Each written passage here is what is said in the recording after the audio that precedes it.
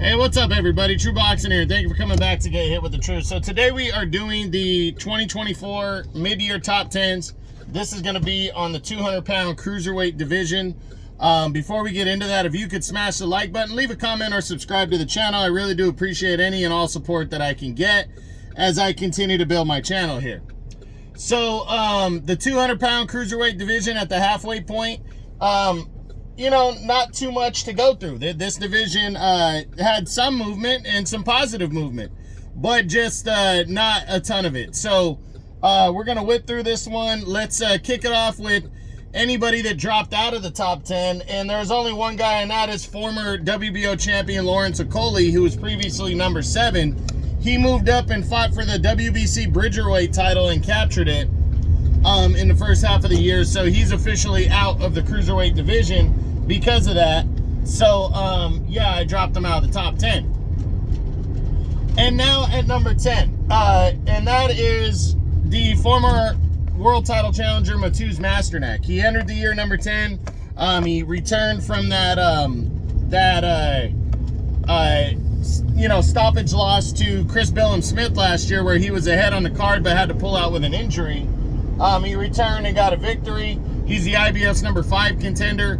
I'm hoping that Masternak gets some kind of an eliminator, because it's a shame when a champion continues to roll and you gave that champion all he could handle, but you had to pull out with an injury that's technically counted as a TKO.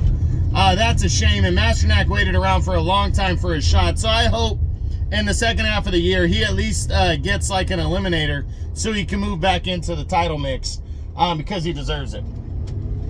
Next, at number 9, dropping one spot from number 8, is former 2-time cruiserweight champion Junior Dorticos.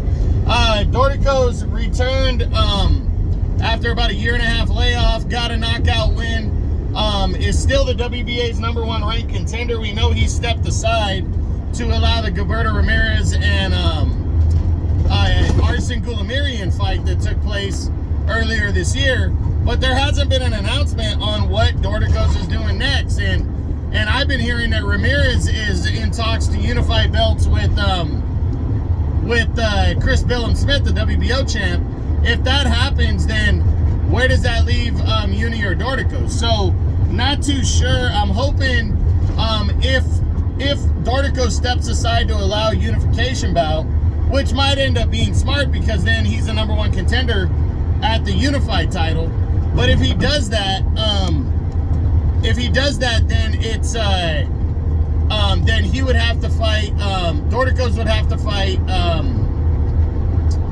Or I would like to see him fight Arsen Goulamirian, the former champ who's now number 2 in the WBA. I think that'd be a good fight to get where the winner is back in the mix. So I hope we hear something out of Dorticos. I always like Dorticos. He packs a heavyweight punch. And even at the older age, the one thing that doesn't go is the punch. And it's an older division. There's only a couple young guys at cruiserweight right now.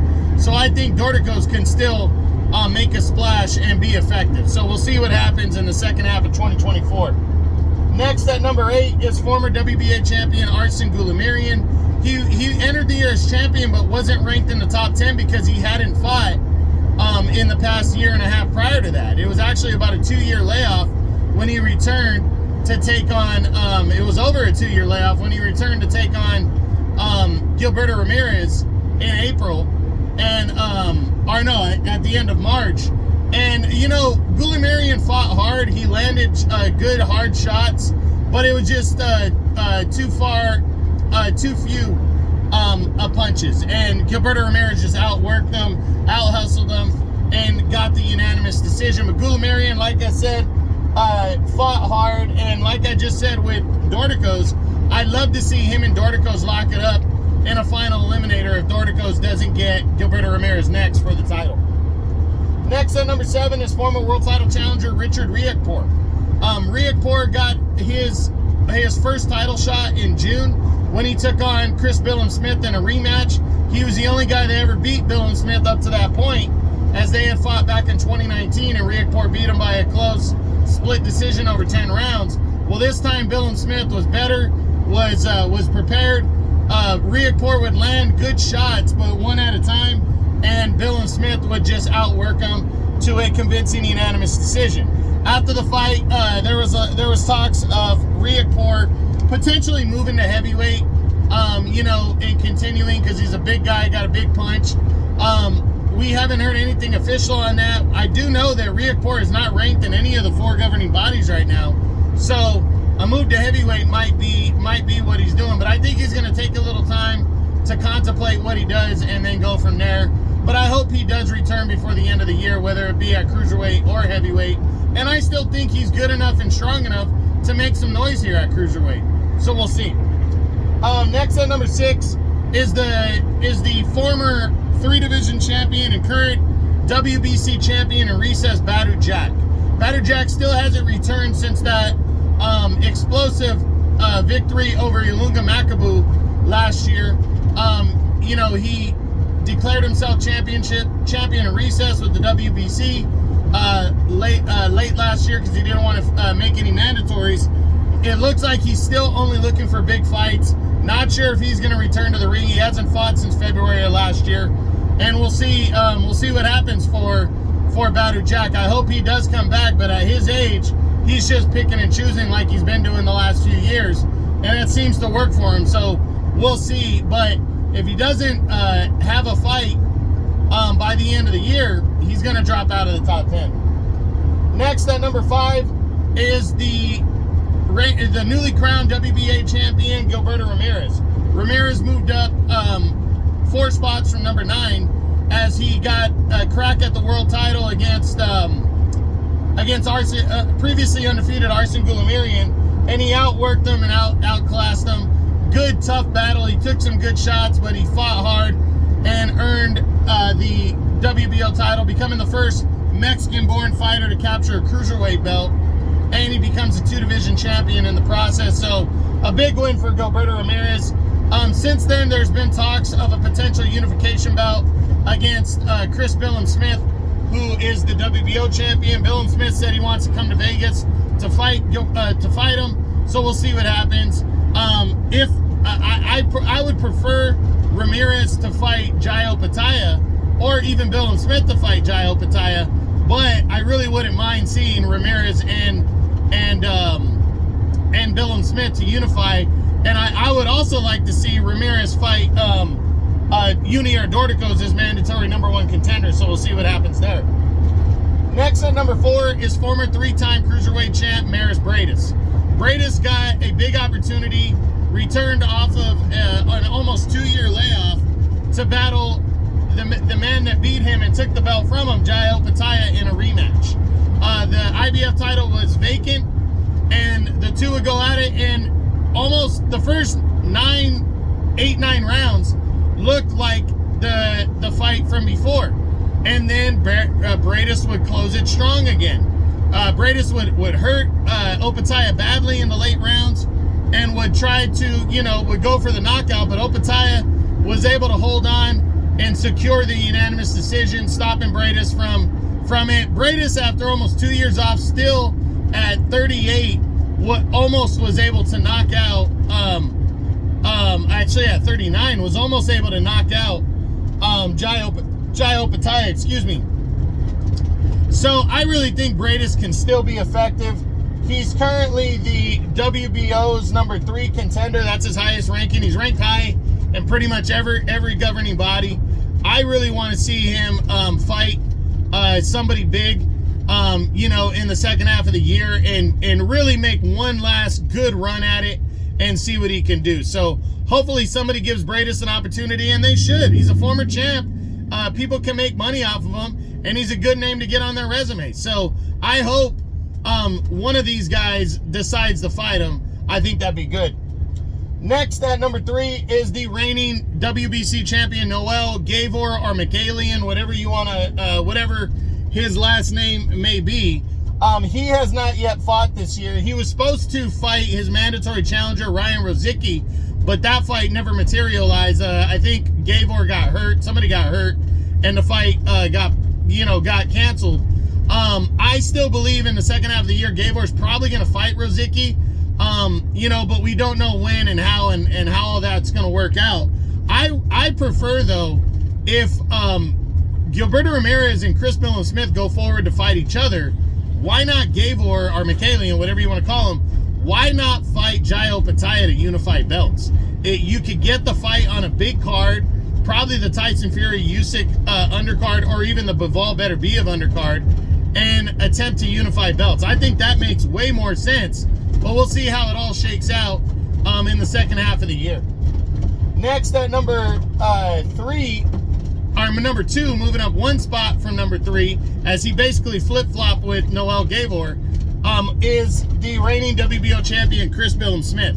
Billon Smith got revenge for his lone pro defeat when he defeated his mandatory challenger and undefeated Richard Riakporhe on June 15th. It was a good, solid performance by the reigning WBO champion Billon Smith. He just beat him to the punch consistently, and a good performance, and I was really impressed with it.